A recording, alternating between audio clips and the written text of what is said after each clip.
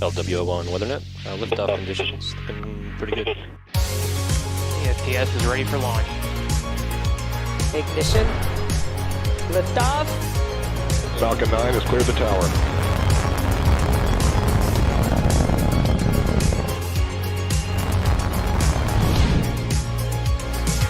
Ten, 9, 8, Side booster ignition. 6, 5, 4, 3, 2, 1.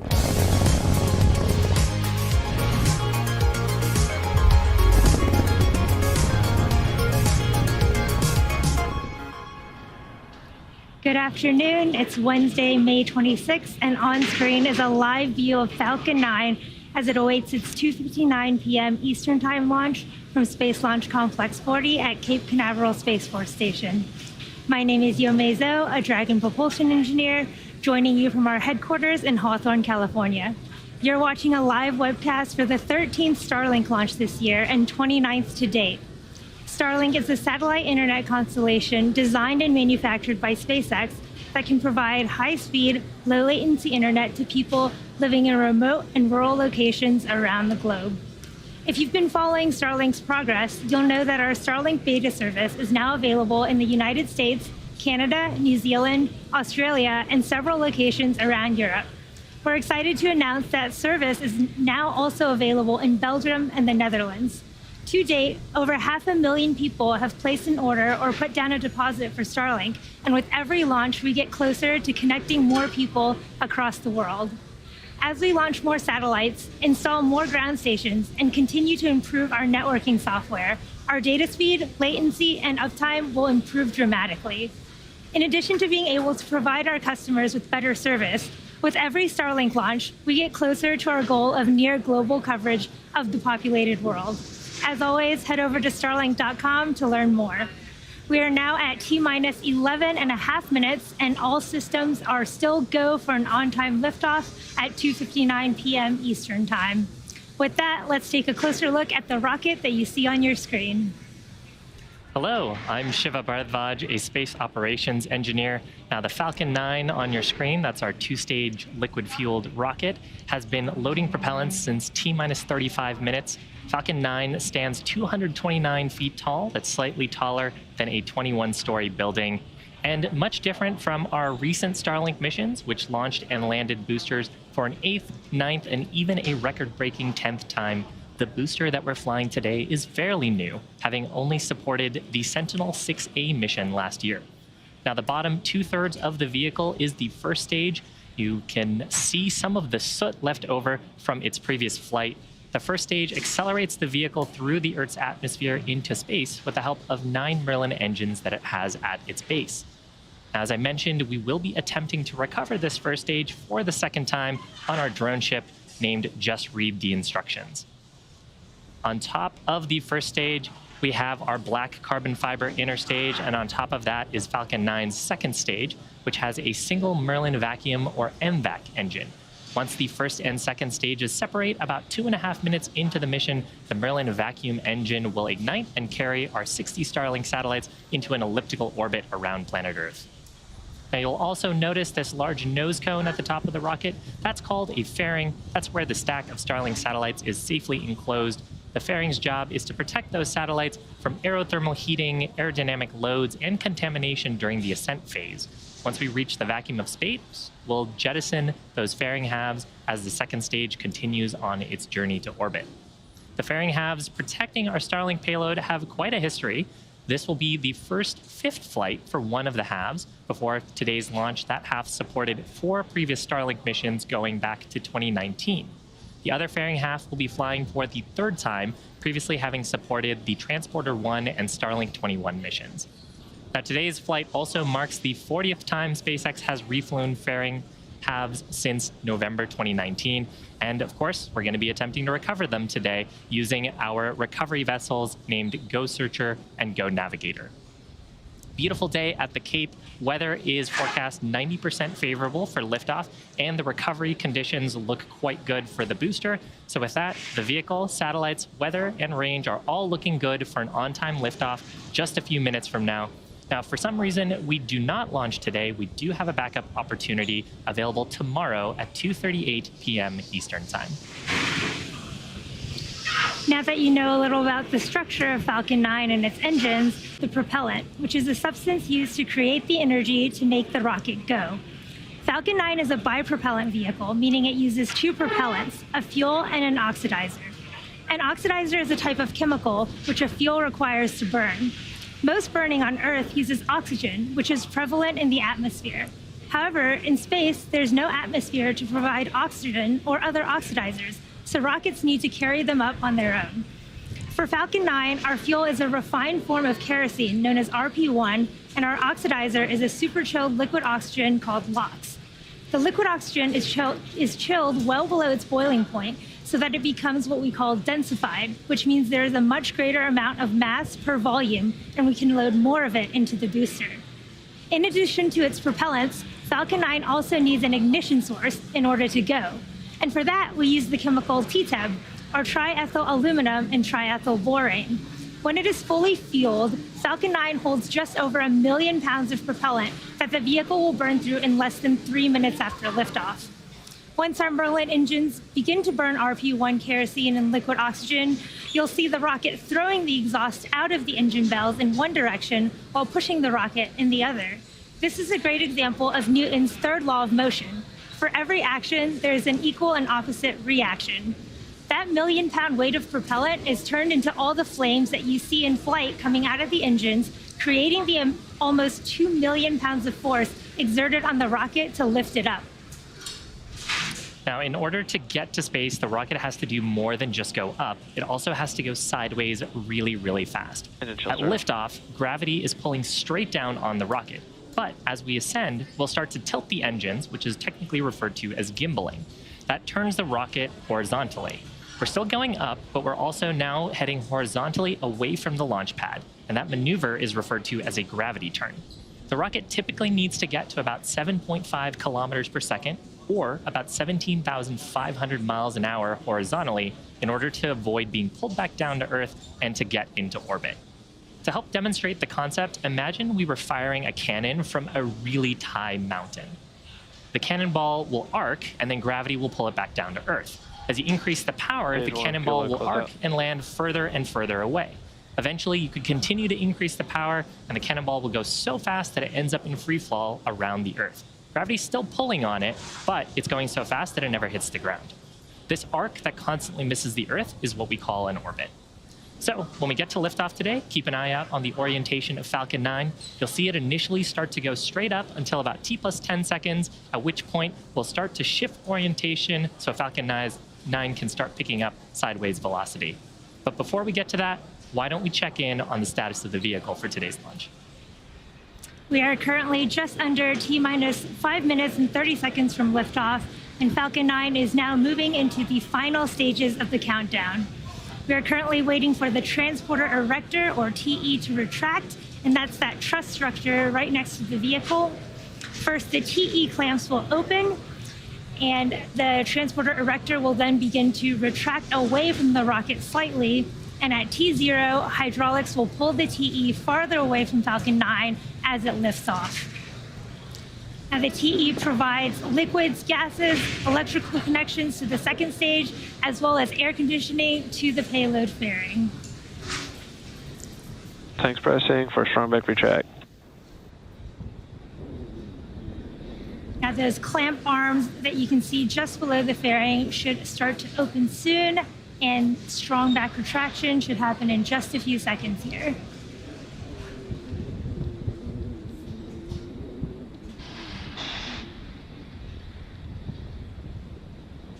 Strong back lever started. You heard strong back has started to retract. You can see those clamp arms opening around the Falcon's second stage there.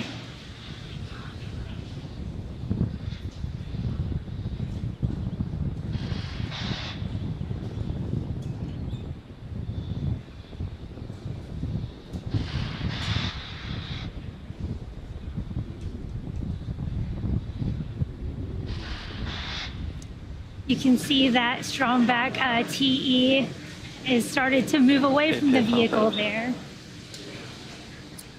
Now, the first and second stages are both nearly fully loaded with 1 million pounds of kerosene fuel and liquid oxygen. Super chilled liquid oxygen is our propellant oxidizer, and that is what you see creating those white clouds that you can see around Falcon 9 there. And that's because the warm, humid ambient air causes the liquid oxygen to turn into a gas around the booster. Now, first stage should finish prop loading at T-minus 3 minutes, just under 10 seconds here.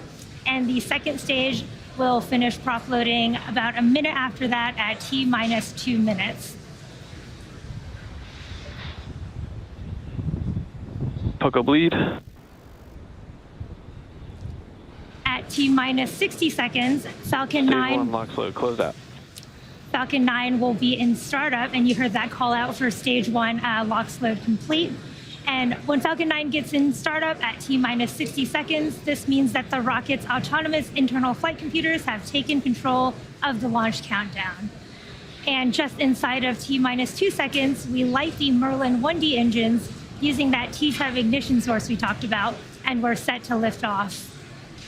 The Starlink payload continues to be healthy, and the Falcon 9 team is tracking no issues on the rocket. Weather is still looking favorable, and the range is green for launch. So here at just over T-minus 2 minutes, let's listen in on the terminal countdown.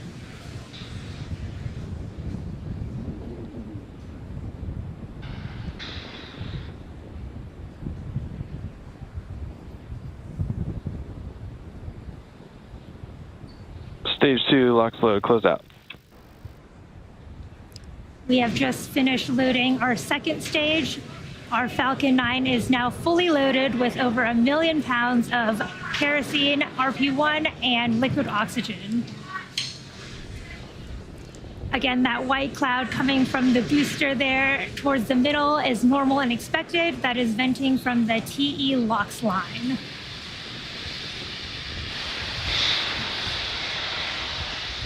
Again, at T-minus 1 minute, Falcon 9 will go into startup, and this is when stage 1 and stage 2 will begin pressurizing for launch, and the flight computer will have taken control of the countdown.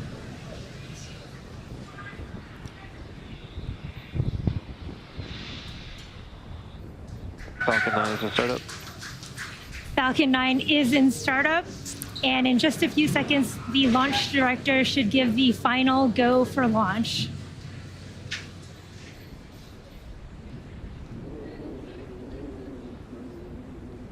Stage 2, pressing for flight. Falcon 9, Starlink LDs go for launch. You heard that call out for go for launch. All systems are go. T-minus 30 seconds. Let's listen in to the terminal count and watch as Falcon 9 takes our Starlink satellites to orbit.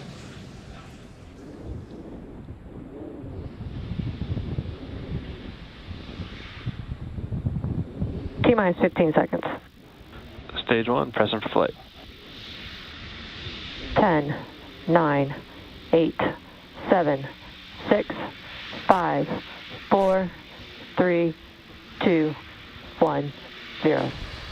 Ignition and liftoff.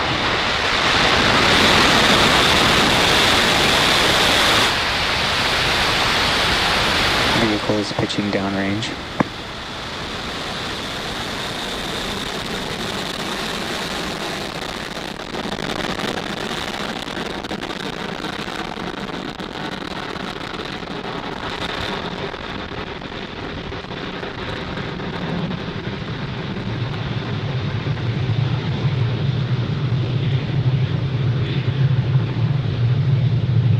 Stage 1 propulsion is nominal. What a beautiful day for a rocket launch here. As you can see, Falcon 9 has successfully lifted off from Pad 40 at Cape Canaveral Space Force Station, carrying our stack of 60 Starlink satellites to orbit. Moments ago, we throttled the engines down in preparation for max Q, or the maximum aerodynamic pressure that the rocket will see. Vehicle is supersonic. Vehicle is supersonic, and we should be passing through max Q here in just a few seconds. Vehicle has reached maximum aerodynamic pressure. We just passed through max Q, and in about a minute, we will have 3 events happening back to back, and that's main engine cutoff, or MECO, stage separation, and second engine start 1. So first, main engine cutoff. That is where all 9 Merlin 1D engines that you can see burning right now will shut off to slow the vehicle down in preparation for stage separation. And this is where the first stage separates from the second stage. Control has begun. With the first stage making its way back to land on our drone ship, just read the instructions, while second stage continues on its journey to its third event, which is second engine startup 1. Now this is where the 1 MVAC engine on our second stage lights up and propels that second stage along with our Starlink satellites to orbit. What a beautiful view of those 9 M1D engines burning there on beautiful clear day. And we're coming up on main engine cutoff shortly here in just about 10 seconds.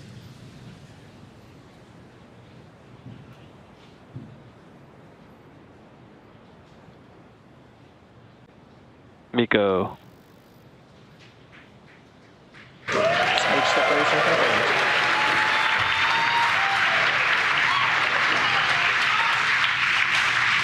Ignition. You can see in that beautiful footage that we did just have MECO, stage separation, and second engine startup 1. Those grid fins are coming out on the first stage there on the left. And in just a few seconds, we should have our fairing deploy.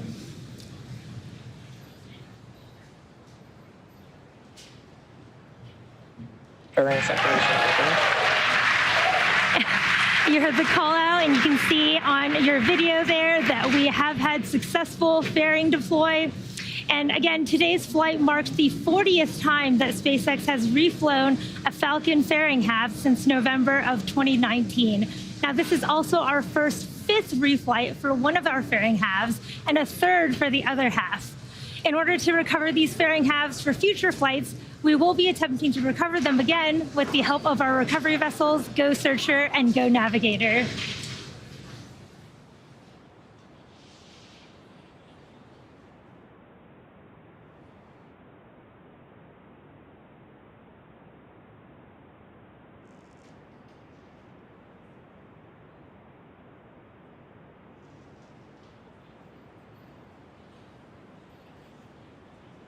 Stage 2 continuing towards its first orbit on the right-hand side of your screen. Left-hand side of your screen, you can see Falcon 9's first stage reorienting itself for its next 2 activities.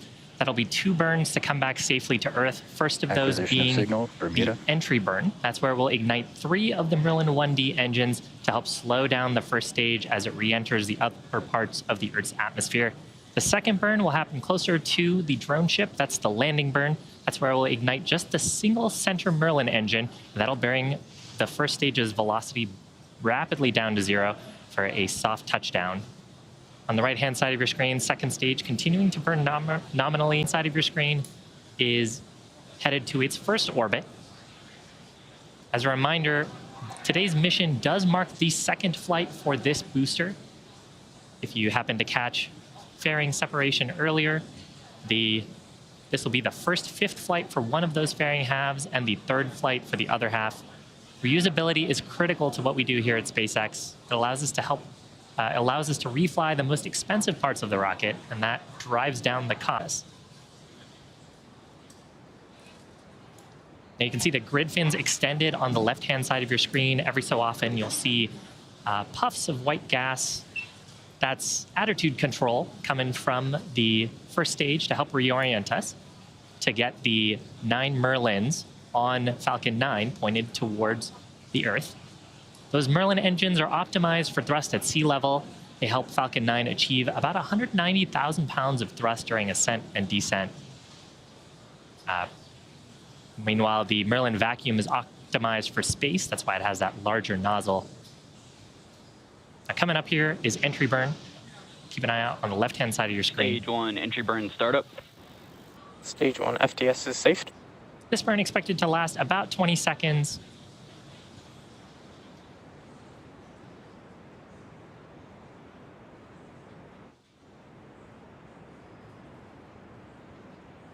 Stage 1, entry burn shutdown.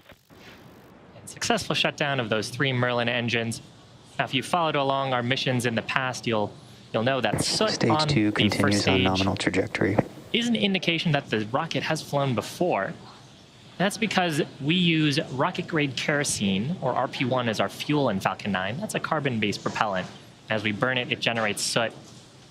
So with the engines down, as we're coming in through the Earth's atmosphere, the soot from the plume comes back up on the first stage and deposits it along the surface of the vehicle.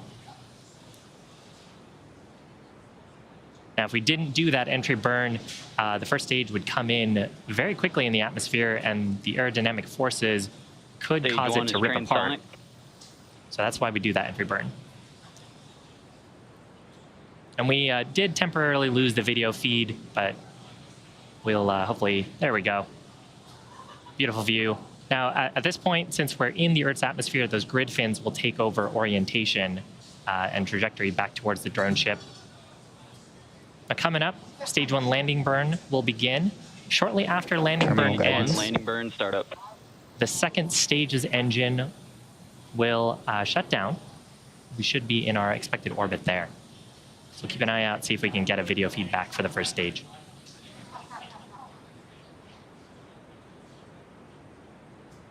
Stage 1, landing leg, deploy.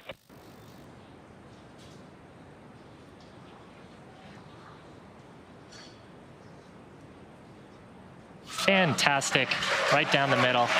That's our 85th successful recovery, 100th, 18th successful launch of the Falcon 9. Now keep an ear out here for second engine cutoff number 1 on the second stage.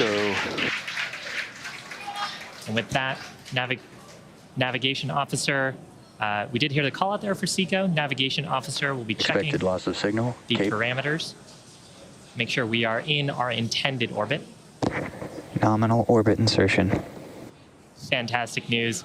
So from here, we do have a coast phase followed up by the second burn of our second stage engine. These additional burns allow us to modify the orbits of the payload more efficiently than if we were to launch directly into our final orbit. That's just one of those quirks of orbital mechanics. And today, our second stage will coast for 35 minutes until we reach apogee, which is the highest point of the orbit. Views here on your screen of the fairing and then the Merlin vacuum engine on the second stage. So once we reach the highest point of the orbit, we will reignite the second stage for a short burn. And you can follow along the progress of the second stage with this animation showing where we are around the Earth. We'll be back here at T plus 44 minutes and 30 seconds for second engine start number 2. See you soon.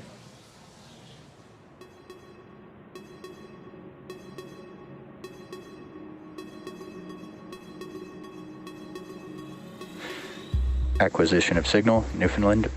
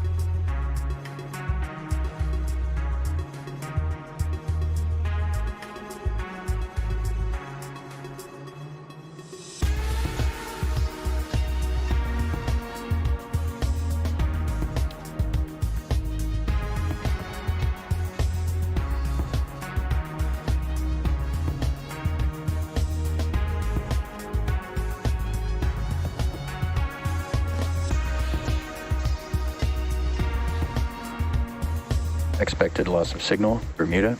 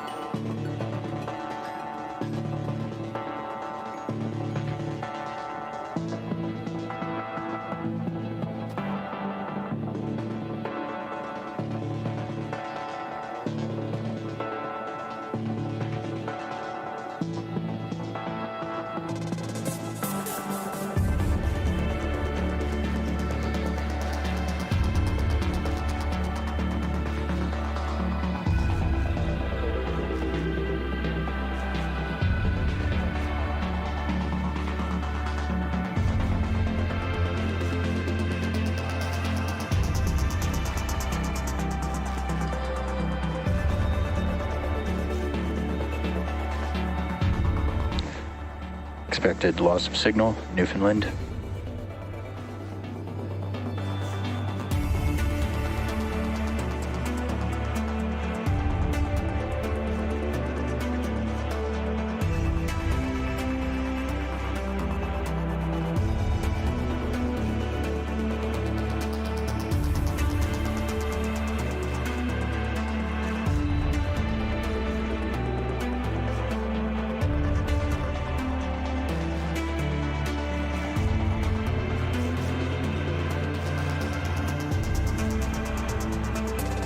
Acquisition of signal, Goonhilly.